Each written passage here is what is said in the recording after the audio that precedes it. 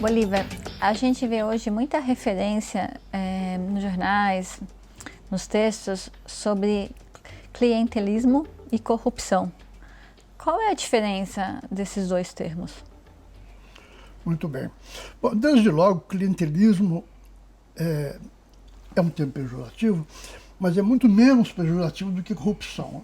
É interessante observar isso. Uma outra observação preliminar importante: algumas coisas que antigamente eram chamadas apenas de clientelismo acabaram sendo colocadas nas leis como crime, então passa a ser corrupção. Agora, de que nós estamos falando?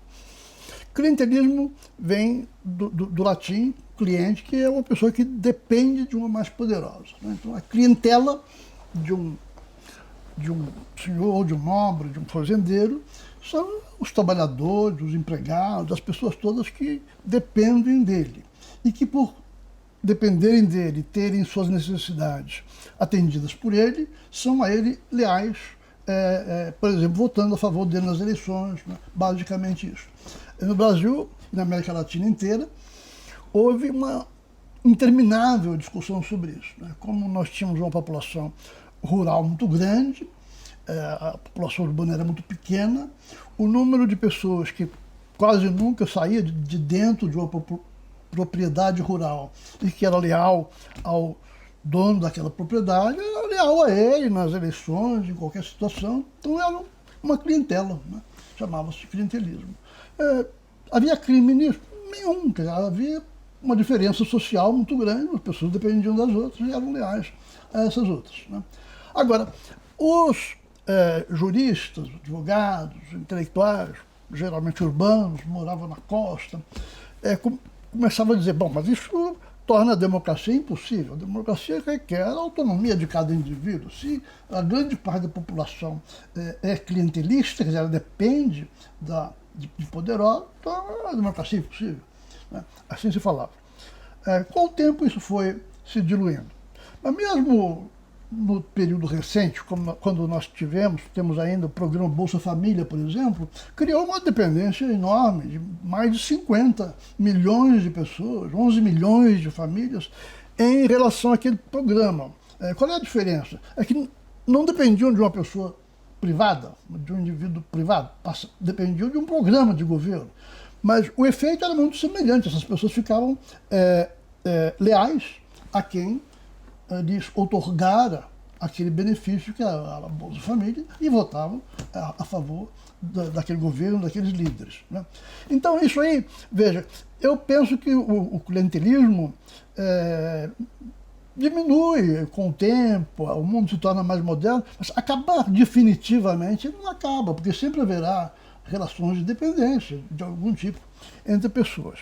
Agora, corrupção é uma coisa que está escrito em alguma lei, que você viola uma norma estabelecida numa lei, uma coisa proibida, você se apropria indevidamente, né, de recursos públicos, ou você corrompe um agente público, ou você superfatura ou subfatura um negócio com o governo, por exemplo. Vimos isso no Brasil centenas de vezes nos últimos anos.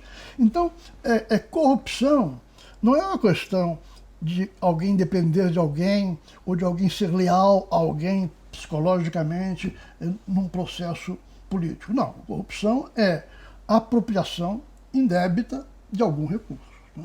E então aí a lei que estabelece os tipos de corrupção também estabelece as penas que correspondem aos tipos de corrupção. Quer dizer, corrupção é crime da cadeia. É uma diferença fundamental.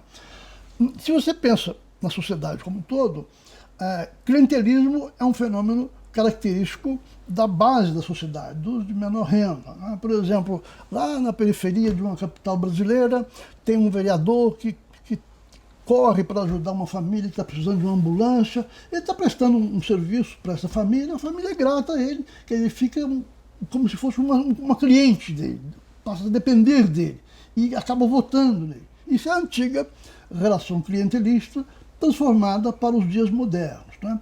Agora, o fenômeno da corrupção ocorre num nível muito mais alto. Você está falando aí na quase totalidade dos casos, de grandes agentes econômicos, empresas, organizações, na relação com o poder público, quer dizer, fazendo contratos com o poder público, vendendo seus serviços ou adquirindo do poder público algum recurso que necessitem. E não existindo transparência nesses negócios, que na verdade ali se está embutindo algum tipo de ganho ilícito para um dos lados ou para os dois lados. Aí então nós estamos falando de corrupção, né? Acho que a diferença fundamental é esta, é que uma coisa é crime, pão, pão, queijo, queijo, a corrupção. A outra diminuiu, algumas práticas clientelistas passaram a ser consideradas crime, por exemplo, numa eleição, um poderoso, um fazendeiro, um comerciante do interior não pode, hoje, transportar eleitores no seu caminhão. Isso é crime eleitoral. Antigamente não era perfeitamente normal. Né? Pegava o caminhão e levava. As pessoas provavelmente votavam a favor dele, ou apoiavam, ou não, mas isso não era crime, passou a ser.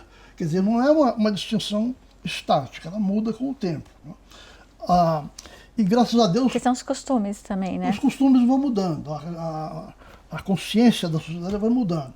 Agora, o melhor dessa história é que não há mais espaço no Brasil para alguém dizer que a existência de relações de dependência em maior ou menor escala inviabiliza a democracia no Brasil. Ninguém mais argumenta isso, que era um argumento comum, corriqueiro, diário, na primeira metade do século.